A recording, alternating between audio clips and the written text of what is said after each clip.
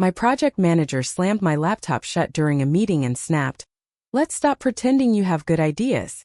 When I tried to continue, he interrupted, mocking, "Ah, look, she's trying so hard." I simply took my backup files, handed them to the senior director sitting in on the meeting, and watched as his face fell. When they called me into a private meeting later, they had one question. "Would you like his job?" I never expected to become the center of office gossip. I came to this job hoping to keep my head down, do good work, and finally be seen for what I brought to the table. But some people can't stand when someone else starts to shine, even when all you're trying to do is help. Let me start from the beginning. I work for a mid-sized tech company based in Indianapolis, not one of those fancy West Coast startups, but decent pay and a product that was finally gaining traction. We're called Nexity Solutions. I joined as a product analyst a little over 6 months ago. Not fresh out of college or anything. I'd been in the industry for about 7 years, mostly at smaller companies. I've always been the kind of person who looks at patterns, finds the cracks in a plan, and figures out how to fix it. That's what I was hired for. Then I met Darren. Darren was the project manager on our team. Late 30s, full of confidence, and obsessed with control. Not leadership, control. He dressed sharp, knew every buzzword, and always made sure he looked like the smartest guy in the room. From the start, he didn't like me. It wasn't obvious at first. But you know when someone gives you that smile that doesn't reach their eyes? That was Darren. When I sent him reports, they'd get lost. If I gave input during meetings, he'd say let's circle back, but never did. Once he called a brainstorming meeting and then told the group I didn't need to be there because it was just a high-level discussion. I started documenting everything. Fast forward to 2 months ago.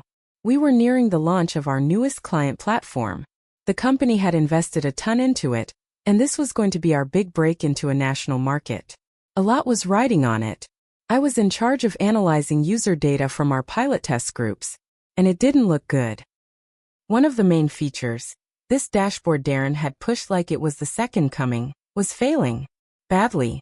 Users weren't clicking. They were confused. Feedback form said it felt clunky and overloaded.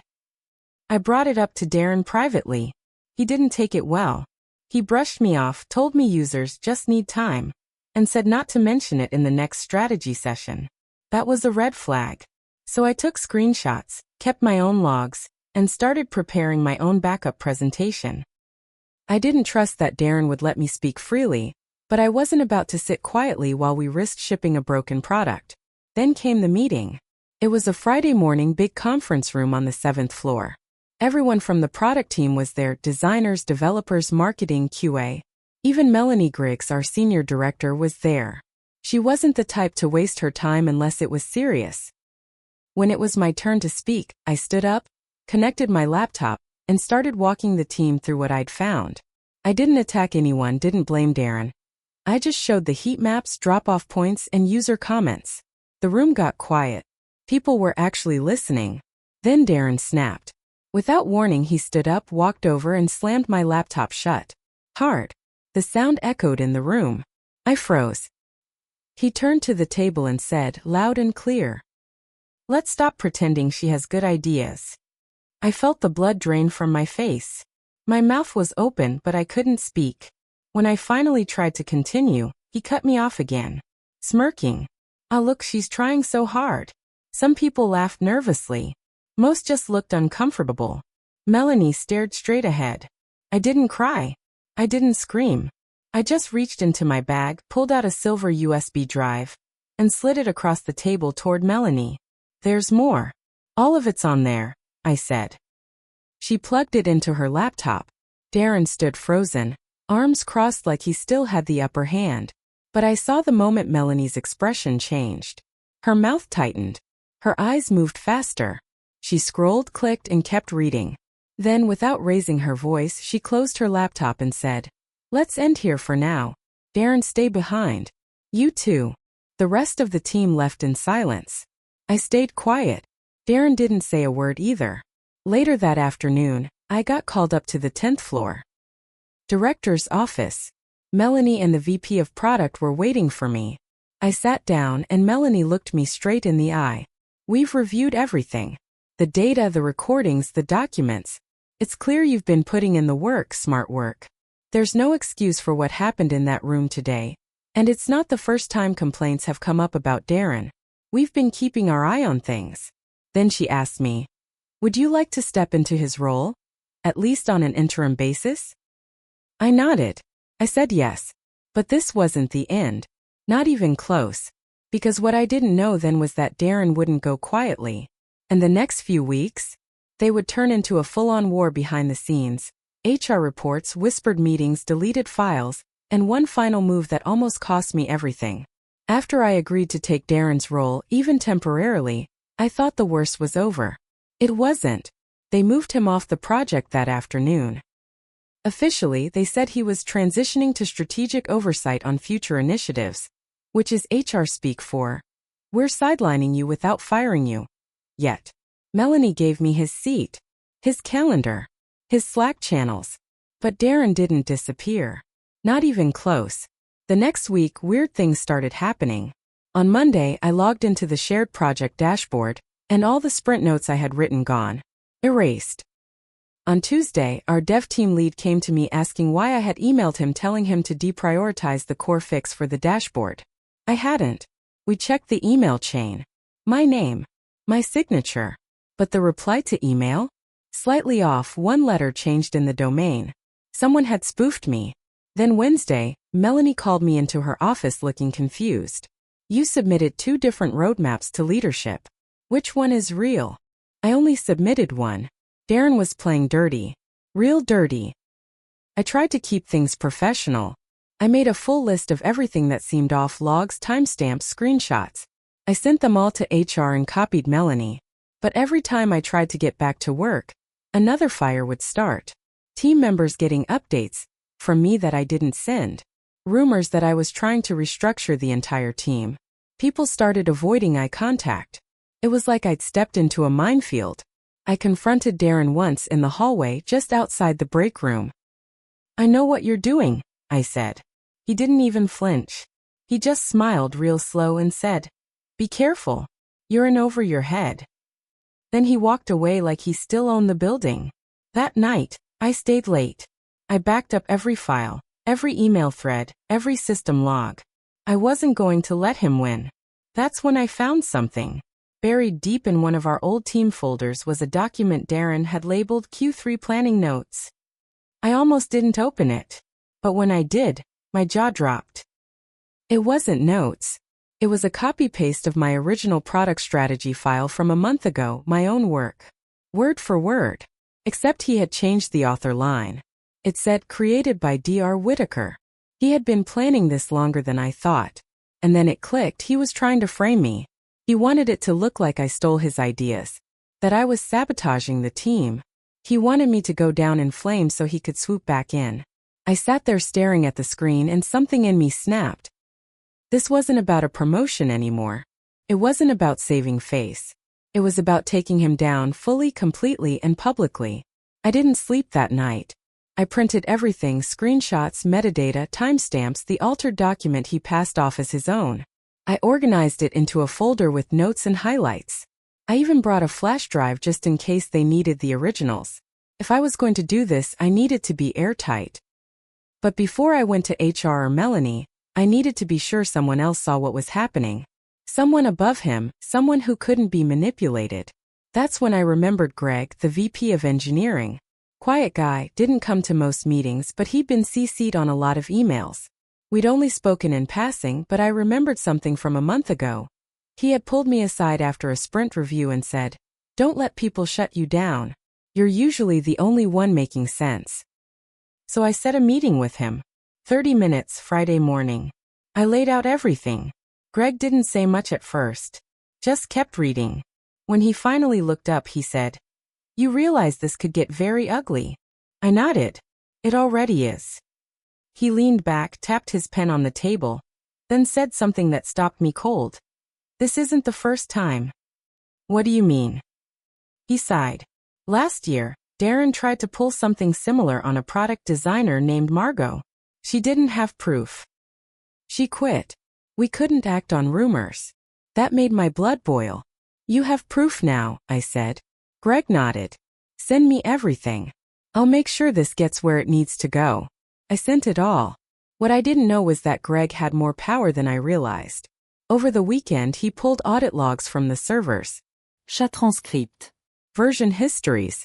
He even traced the fake email back to Darren's VPN credentials. By Monday morning, the air in the office had changed. People were whispering again. But this time, not about me. Darren wasn't at his desk. His name vanished from a few calendar events. And by lunchtime, someone told me they saw him in HR with the door closed for over an hour. But then the twist came. At 3:45 p.m., I got an email from the company's legal team. Please come to conference room C at 4 p.m. for a compliance review. Compliance? I had no idea what that meant.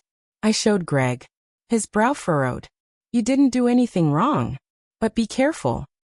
He might be playing one last card. When I walked into the room, there were two people from HR, one corporate counsel rep, and sitting smug at the end of the table, Darren. He looked calm. Too calm. The HR director motioned for me to sit. Then they slid a printout across the table. It was my Slack messages. Out of context. Chopped up. One looked like I was mocking a teammate. Another hinted that I was trying to change the project roadmap, whether they like it or not. I blinked. These are edited. Darren cut in. They're from her account.